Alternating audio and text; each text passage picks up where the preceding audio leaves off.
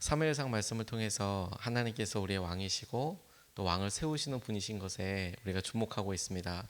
사무엘상에 등장하는 두 번째 왕으로서 첫 번째 왕은 영원하신 하나님, 유일하신 하나님이 우리의 왕이셨고, 두 번째 하나님께서 세우신 왕 사울에 대해서 살펴보는데, 우리가 사무엘상과 하를 읽다 보면 사무엘상을 읽다 봐도 마찬가지인데, 사울에 대해서는 이렇게 많이 주목하기보다 다윗에 대해서 많이 주목해서, 다윗은 굉장히 친숙하지만 사울은 상대적으로 어떻게 그가 왕이 되었는지에 대해서 잘 모르는 경우들이, 익숙하지 않은 경우들이 많은 것 같습니다. 그래서 이렇게 사울이 어떻게 왕이 되었는지를 꼼꼼히 살펴보는데, 하나님의 은혜라는, 하나님께서 미리 계획하시고 그에 대하여 꿈꾸셨던, 그에 대하여 갖고 계셨던 계획을 생각해 보면, 오히려 다윗도 우리에게 주는 은혜가 있지만 사울이 가지고 있는, 이 사람은 진짜 은혜로 이렇게 뽑히고 사용받았구나,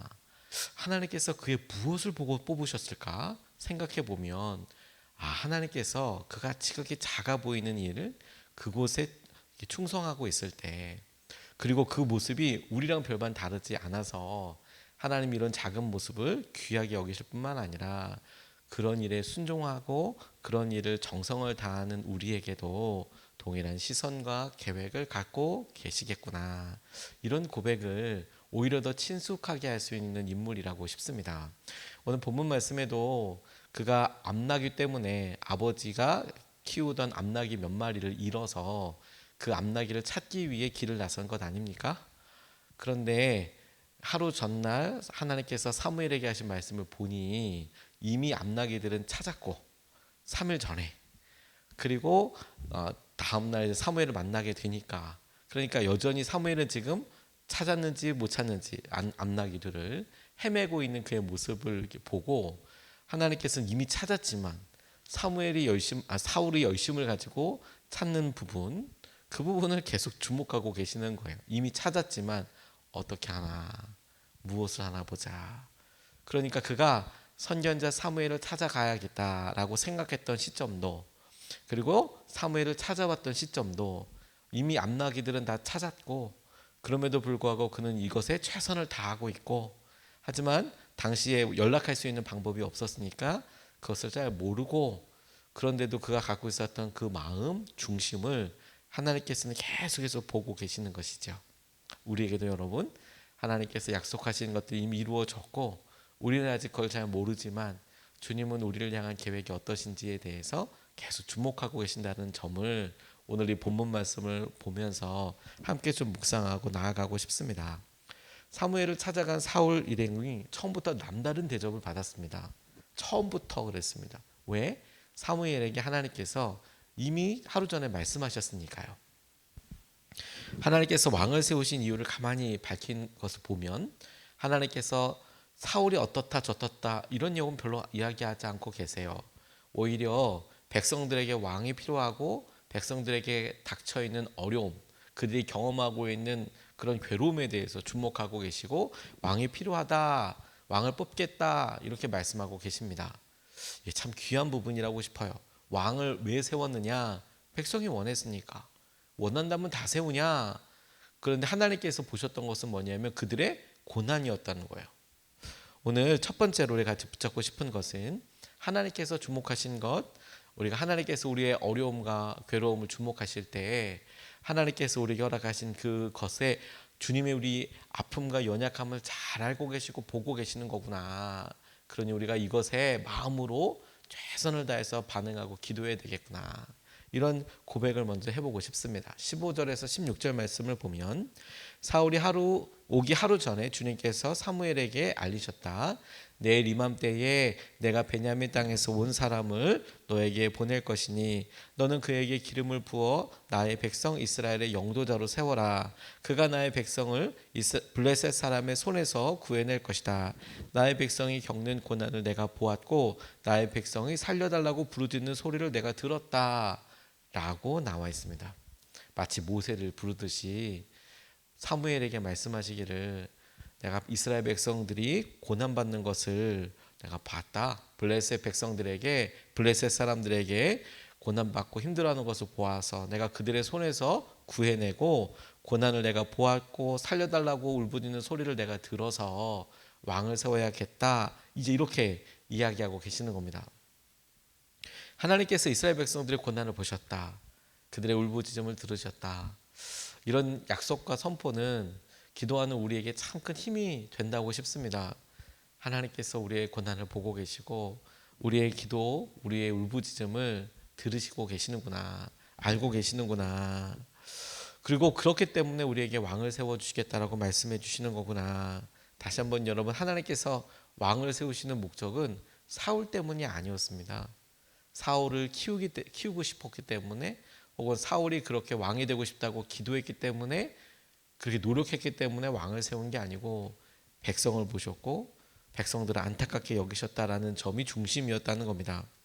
그런데 이스라엘 백성들에게 하나님이시야말로 보다 더 구체적인 도움의 손길과 안정감을 주실 수 있을 것 같은데도, 그런데도 하나님께서 이스라엘 백성들이 볼 수 있는 수준이 그만큼이고, 하나님 우리도 보이는 왕을 통해 다른 나라들처럼 조직을 갖추고 왕을 통해서 우리가 우리 스스로를 지키고 안위를 보호하게 해주십시오.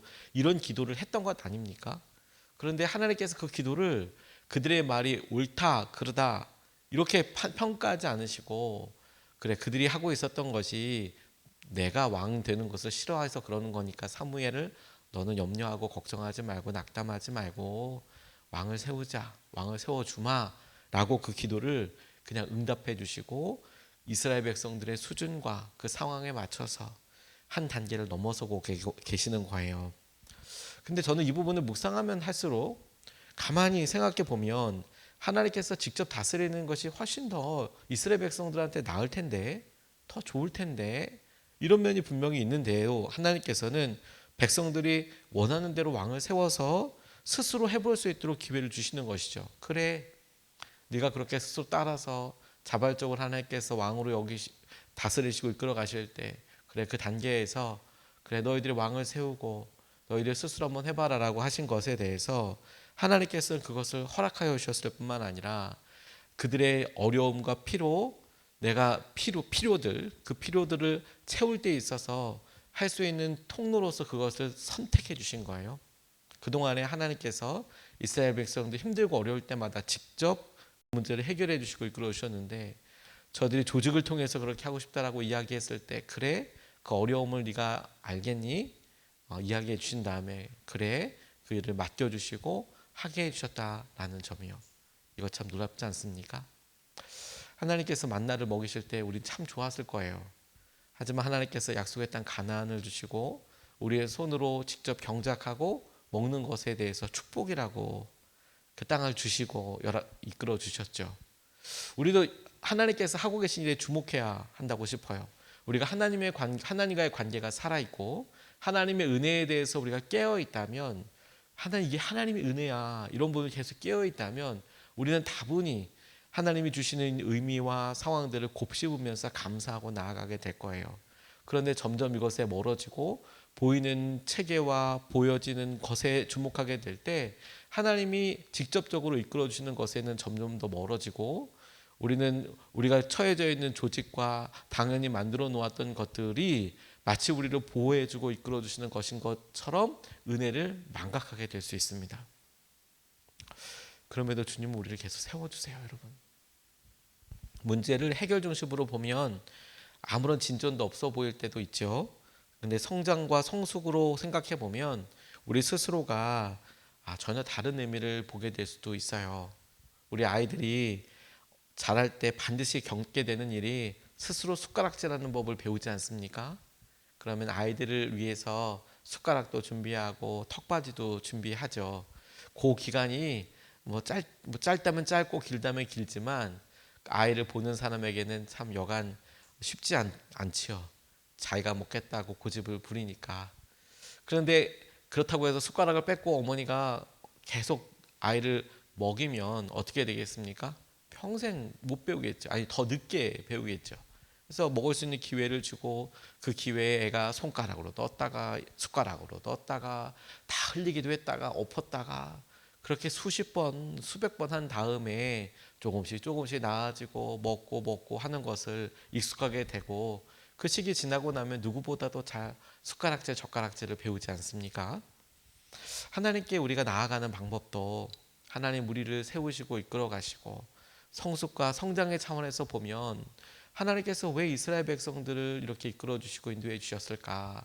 그들이 1차적으로 주시는 거 먹고 자랄 때 하나님 너무 감사하구나. 근데 그들이 스스로가 필요가 있어서 하나님 우리 한번 해볼게요 라는 것에 하나님 그 일을 그냥 받아두시고 그래 너희들의 어려움과 염려들을 그렇게 해봐라. 그럴 때 요구하시고 성숙과 성장이 일어나기 원하는 방향 하나님께서 우리에게 배우기 원하시는 믿음의 숟가락 젓가락질이 무엇이냐 그런 어려움 가운데에서도 스스로 하나님을 바라보게 되는 것 이게 하나님께서 주시는 것이라는 것을 잊지 않게 되는 것 사울의 스토리가 일상적이고 밋밋해 보지만 우리와 참 비슷하면서도 하나님이 어디에 점 찍고 계시는지 어디에다가 형광펜으로 칠하고 계시는지를 우리가 볼 수 있는 부분이라고 싶어요. 두 번째 주목하고 싶은 것은 그에게 겸손하였던 그의 마음, 겸손한 마음에 주목하고 싶습니다. 계속 질문하잖아요. 하나님이 사울을 왜 뽑으셨을까 도대체? 어떤 모습을 보이셨을까? 우리가 앞서 살펴보았던 외모, 뭐 다른 사람보다 키가 크고 잘생겼다? 그 부분으로는 뭔가 마땅치가 않은 거죠. 그렇죠. 그게 속에는 나와 있지만 사울을 뽑을 때도 나 외모를 보지 않는다고 분명히 하신 말씀 면면이 볼 때마다 그렇게 하나님께서 외모로만 뽑지 않으셨잖아요. 근데 사울이 그랬다라고 이야기할 때 그게 왕이 될 만한 어떤 품성으로 보기에는 어렵죠. 그럼 왜 사울을 도대체 왕으로 뽑으셨은 거야? 뭐가 다른 거야? 라고 계속 주목해 보면 하나님의 절대적인 주권 그것 외에 그에게 있었던 차이점이라고 본다면 오늘 겸손한 마음을 들 수 있겠습니다. 21절 말씀이 이렇게 이야기합니다. 사울이 대답하였다. 저는 이스라엘 지파들 가운데서도 가장 작은 베냐민 지파 사람이 아닙니까? 그리고 저의 가족은 베냐민 지파의 모든 가족 가운데서도 가장 보잘것없는데 어찌 저에게 그런 말씀을 하십니까? 라고 사무엘에게 대답하는 부분을 우리가 보게 됩니다. 사무엘이 사울에게 사울 그와 그의 가문 사울의 가문을 칭찬해요. 모두가 다 당신과 당신의 가문을 기대하고 있지 않습니까? 바로 20절 앞에서 그렇게 칭찬하는데 그 칭찬에 사울이 대답한 거예요. 근데 여러분 이 사울이 대답한 내용은 실제이기도 했었습니다. 무슨 말인고 하면 베냐민 지파가 사사시대 때 보면 큰 어려움을 겪거든요. 남자들 거의 다 죽습니다. 다 죽고 그래서 살아남은 사람 별로 없었어요. 그리고 남아있는 남자들한테 아내를 주지 않기로 맹세한 것 때문에 일어나게 되는 일련의 일들이 참 안타까울 정도의 일이 일어납니다. 말로 맹세는 했는데 그 맹세를 지키겠다는 이스라엘 다른 지파 사람들이 한 일이 참 너무 안타깝죠. 그래도 그렇게 됐습니다. 그러니까 전체 지파 수로 본다면 베냐민 지파가 그렇게 클 이유가 없어요. 그러니까 가장 작다는 말이 실제적이고 사실 그래요. 작아요. 힘도 없어요. 정치적으로. 싸우러 나갈 사람도 별로 없어 보여요. 근데 그렇게 이야기하고 있는 모습을 그냥 그대로 이야기합니다. 그래서 이 부분을 통해서 우리가 짧지만 알 수 있는 것이 근데 의외로 많습니다. 몇 가지가 있어요. 첫 번째로 그가 자신이 묘사했던 것처럼 우리가 자기 스스로가 왕이 될 거라고 생각하지 않았던 것 같아요. 실제로 내가 왕이 될 만하지. 나 왕 될 수 있어. 우리 지파의 힘으로 내가 왕 될 수 있어.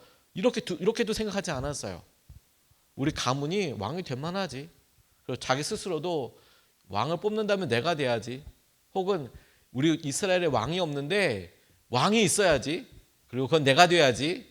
이런 정치적인 야심이나 혹은 의도나 바람이 아무것도 읽히지가 않아요. 그러니까 그가 자기에 대한 정체성과 자기에 대해서 평가하고 있는 내용은 그가 말하고 있는 것 그대로였어요. 우리 가문은 힘도 없고 베냐민 지파는 그리고 우리 가족도 그렇게 대단하지 않고 자신도 그렇게 왕이 될 만한 이렇지 않아요. 대단하지 않아요. 이렇게 이야기하고 있는 거죠. 그리고 그건 사실이라니까요. 그런데 그 마음을 나중에 사무엘이 변해버리는 사울을 보면서 안타까워 여기는 부분을 보면 지금 고백한 이 내용을 통해 어떻게 하나님께서 평가하셨는지, 어떻게 사울이 이것을 보았는지 거꾸로 볼 수가 있는데 뭐라고 얘기하느냐? 당신이 하나님 앞에서 겸손했을 때 그때를 기억해 보시라고. 그때 하나님께서 알아서 당신을 세워주지 않으셨냐고. 당신이 스스로 왕이라고 생각하고 당신이 스스로 어떤 뭐 힘과 권력과 그걸 하기 위해서 노력과 열심으로 이렇게 하해서 된 게 아니라 하나님께서 그렇게 세우시지 않으셨냐고.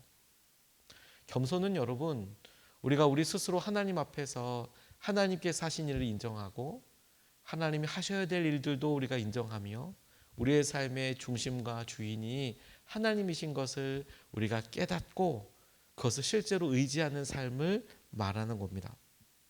다른 사람들의 평가나 다른 사람들에게 보이는 일이 제일 중심이 아니라 우리를 주목하고 계시는 하나님, 그 하나님 앞에서 우리가 어떤 사람인지를 우리가 스스로 알고 그것을 그냥 그대로 누리고 살아가는 거예요. 그럼 여러분, 이건 우리를 필요 이상으로 막 평가절하라는 얘기도 아니고 난 안 돼요, 나빠요, 이런 여기에 중심 있는 게 아니라 하나님 앞에 선다면 당연하게 느껴지게 될 마음, 그걸 붙잡는 거죠.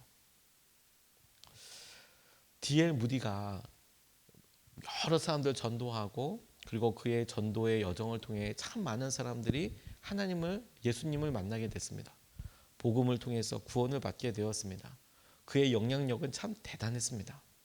하지만 D.L. 무디에 대해서 이제 관심을 갖고 이렇게 책을 읽어보면, 그와 관련된 글을 보면 D.L. 무디는 참 연약한 사람이었어요.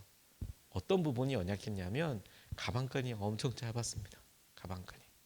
지금보다 뭐 100년 이전 정도 사람이니까, 그러니까 그 사람 뭐 어떻게 살았나, 뭐 어떻게 뭐 이렇게 보게 되겠나 이렇게 생각하기 쉽지만, 당시에는 어떤 우리가 생각하고 있는 교육 체계, 뭐 초등학교, 중학교, 고등학교, 대학교 이런 체계도 느슨하고, 뭐 가정교육도 통해서도 하고 뭐 시험도 보고 다양한 방법으로 들어갈 수 있었지만, 정말 D.L. 무디는 초등학교도 잘 못 나온 것 같아요, 제대로. 그래서 그가 연설할 때 사람들이 그렇게 많이 웃었답니다. 웃은 이유가 뭐냐면 말이 아이들이 쓰는 말이랑 비슷할 정도로 이렇게 뭐 문법이나 혹은 뭐 슬랭 같은 것도 당연히 많고 애들이 쓰는 말도 많고, 그래서 사람들이 이렇게 들었을 때 참 어떤 사람들은 불편할 만큼 말을 왜 저렇게 하지? 쓰는 말이 너무 단순하고 막 시장 어투처럼 이렇게 사용할 수도 있고, 딱 들으면 정말 못 배웠구나 이런 느낌이 날 만큼 그렇게 어눌하고 힘든 부분이 있었다는 겁니다. 근데 그런데도 불구하고 하나님께서 무디를 참 귀하게 쓰셨어요. 그래서 무디는 목사가 아니었습니다. 죽을 때까지 목회자가 아니었어요. 가방끈이 짧았기 때문에. 그래서 무디 선생님이라고 사실 하죠. 그런데도 하나님이 그를 사용하신 것은 그가 하나님 앞에 온전히 서기로 결정한 그 순간, 그가 주일학교에서 구두 수송공으로서 이렇게 다니고 이렇게 할 때 주일학교 그 나눔, 우리로 얘기하면 속회 나눔 때 어느 부흥사가 와서 하나님 말씀대로 살겠다, 그것만 원했다, 어떤 뭘 갖춰야 된다, 뭐 많이 배워야 한다, 돈이 많아야 돼, 이게 아니라 부흥사 목사님이 하나님의 뜻대로 온전히 순종하기로 그렇게 사용받는 사람만 있으면 하나님께서 못하실 일이 없지. 그래서 그 이야기를 듣고 진짜 순전하게 반응해요. 그럼 나라도 쓰실 수 있겠네. 그리고 그가 하나님께서 말씀하시고 이끌어 가신 대로 그냥 말씀대로 살아가고 그 사랑하는 것대로 전하고 했을 때, 그에 대한 글을 보면 그런 많은 연약함에도 불구하고 그가 성경을 탁월하게 해석해서 엄청난 인사이트, 영감이 있어서 은혜 받았다라는 것, 그런 건 거의 없고, 그가 말씀을 보고 어떻게 살았는지, 어떻게 적용했는지, 그게 어떤 의미인지, 그것에 사람들이 굉장히 많이 놀라고 은혜를 받았다고 그래요. 탁월한 해석이 아니라 성경에 이렇게 쓰여져 있고 이걸 해봤더니 이런 거더라, 그렇게 전하는 사람이 없었거든요. 그런데 그럼에도 불구하고 계속해서 평생 아무튼 욕을 많이 먹었어요. 좀 무식하다, 뭐 이런 것들 좀 많이 받았습니다. 그런데 그가 아이러니하게도 많은 학교와 훈련원을 오히려 거꾸로 많이 세웠어요. 대표적인 학교가 시카고에 여전히 있는 무디스 바이블 인스티튜트, 무디 성경학교, 굉장히 좋은 학교입니다. 굉장히 토플도 엄청 높아야 갈 수 있는 그런 학교예요. 근데 시카고에 있는 예전에는 시카고 변두리였는데 지금은 시카고 완전 핵심 땅에 있어서 땅값 엄청 비싼 곳에 한가운데 무디 성경학교가 지금도 있습니다. 지금도 순교자가 나는 학교예요. 지금도 그 신학교는 제가 그 학교를 가보고 너무 가슴이 뛰었던 게 21세기에도 그 학교는 순교자가 나는 학교예요. 그리고 그걸 자랑으로 여기는 학교더라고요. 너무 놀랐어요. 근데 그가 살았을 때 그렇게 많이 인정도 받고 은혜도 받았지만 사람들이 그렇게 많이 막 좀 배우지. 지금이라도 좀 배우지. 말이라도 좀 제대로 하지. 이런 이야기를 들었을 때 자기 스스로에게 이렇게 이야기하는 사람이었대요. 이때 나는 무디입니다. 무디가 자기 스스로를 얘기하는데 자기 이름을 이렇게 넣어서 이야기해요. 나는 지금 DL 무디 때문에 너무 골치가 아파서 다른 사람을 흠잡을 시간이 없다. 단어가 진짜 되게 그렇죠. 3인칭으로 얘기하고 있는데 나는 DL 무디 때문에 너무 골치가 아파서 다른 사람 흠잡을 시간도 없다. 이렇게 얘기했대요. 다른 사람이 무디에 대해서 막 얘기하고 막 그러면 너는 어떠냐? 너는 좀 잘 사냐? 너는 네 말대로 사냐? 이렇게 얘기하고 싶고 승질낼 만도 한데 그런 이야기를 듣고 그렇지 나는 다른 사람이 뭐라고 하든 나는 내 문제, 내 연약함, 내 안에 있는 마음, 믿음 이것만으로도 진짜 너무 힘든데 골치가 아파서 다른 사람 흠잡을 시간도 없다. 이렇게 이야기할 정도의 겸손하고 너그러운 사람으로 알려졌대요. 그런데 저는 오히려 그런 고백을 보고 오늘 이 본문 말씀과 비춰서 그런 생각이 들더라고요. 사울이 나 하나님의 은혜 때문에 뽑혔지.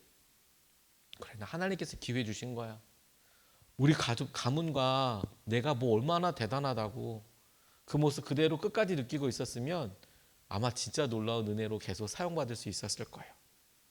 하나님께서 사울을 처음에 왕으로 뽑을 때 너는 왕 됐다가 나중에 다윗 왕 되면 너 물러나야 돼 이렇게 처음부터 계획하신 게 아니에요.